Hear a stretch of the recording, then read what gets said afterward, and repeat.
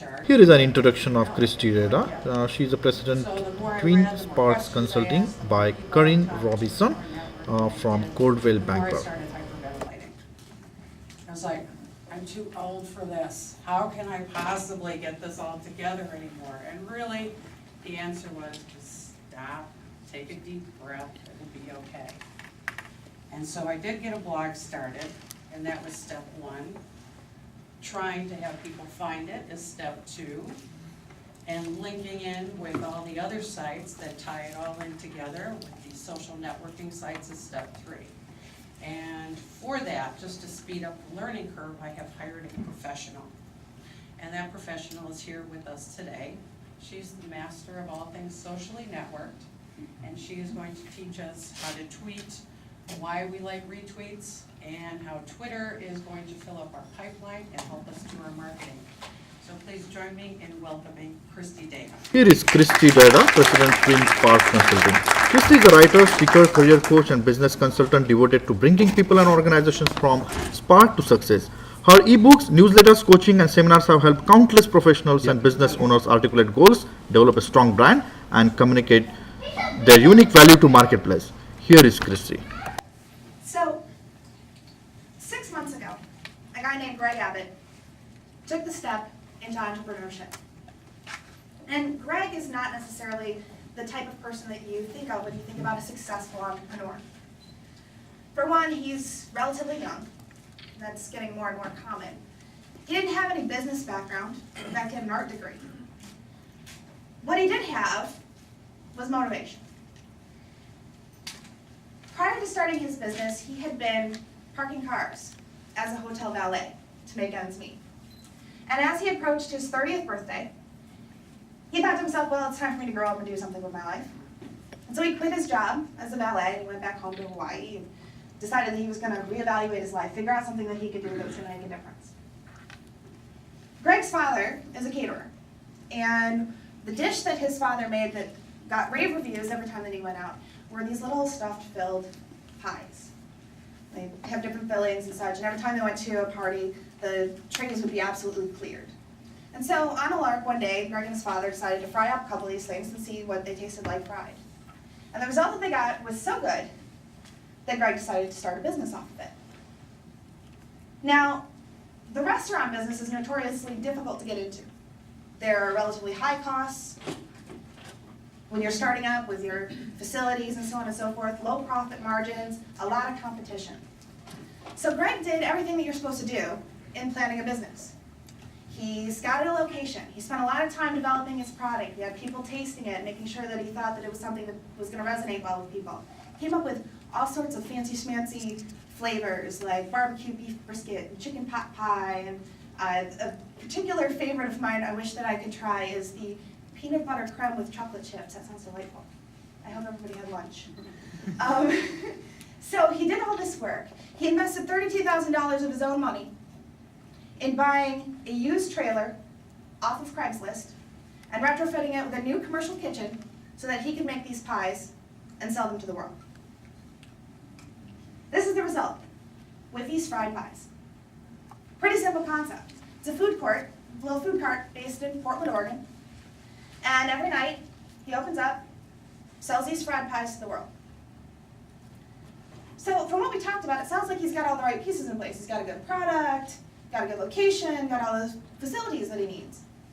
But when it came to marketing, Greg bucked all the conventional wisdom. He didn't buy advertising, he didn't buy radio commercials, he didn't put together flyers, he didn't take out a Yellow Pages ad. He selected one method to get in touch with his target consumer, and that method is completely free. So think about your business, your marketing, your advertising, the budgets that you have associated with that. Every business does it a little bit differently. Maybe you have a certain amount of your revenue that you pour back into it. Maybe you have monthly or annual budgets. But the conventional wisdom tells you that you have to spend a decent amount of money on these sort of traditional marketing avenues in order to be able to make money in business. But Greg didn't do that. And as a first-time entrepreneur, in an industry that's difficult to break into, selling $3 and $4 fried pies In less than 6 months, Greg made a profit. So how did he do that? How many people in this room have used Twitter? You are Greg's target market. Twitter was Greg's entire marketing plan. This is the Whippy's Fried Pie Twitter stream. Now, what he's done here is not necessarily unique and special. If you search the Twitter stream, you'll find an occasional tweet about, here's today's menu, here's what we're selling tonight. But what you see a lot more of is conversation, community. That's the focus of Twitter, that's the focus of social media. And I think that most business owners understand intuitively that relationships are what make people sell. I know that's something that Jerry already addressed today. People buy from people. They don't buy from companies and corporations and brands, they buy from people. So if relationships are what makes sales for you, social media is all about relationships. This is what Greg did to launch his business successfully. You own an iPod, perhaps. Your experience with the iPod was so good that the next time Apple comes out with a new product, you feel fairly certain that your experience with that product is going to be good as well. Maybe you've flown Southwest Airlines and you had such a great customer service experience that the next time that you fly Southwest Airlines, you have a fairly good feeling that it's going to be just as enjoyable for you. And so you go back to these companies again and again because you trust, based on your past experiences with them, that they're going to be able to deliver the goods for you. But the problem in developing brands nowadays is this is the landscape. There are logos and brand messages and advertising everywhere. It's gotten so crowded that people are doing things like buying naming rights for stadiums and renting advertising space off of people's shaved heads on eBay. I mean, that's the kind of world that we're living in, and these are corporations with huge advertising and marketing budgets. And they're having difficulty reaching their target markets because the landscape is so crowded. So this is, again, where the relationship piece comes in. Because by creating relationships with your customers and your potential customers, you don't need the flashy branding, the flashy ads, or whatever. People already know you, they trust you, they know that you're going to offer them something that's going to be worthwhile for them. They have a chance to learn more about you, to connect with you, to ask the questions that they want to ask, and ultimately make a connection that's going to lead to a sale.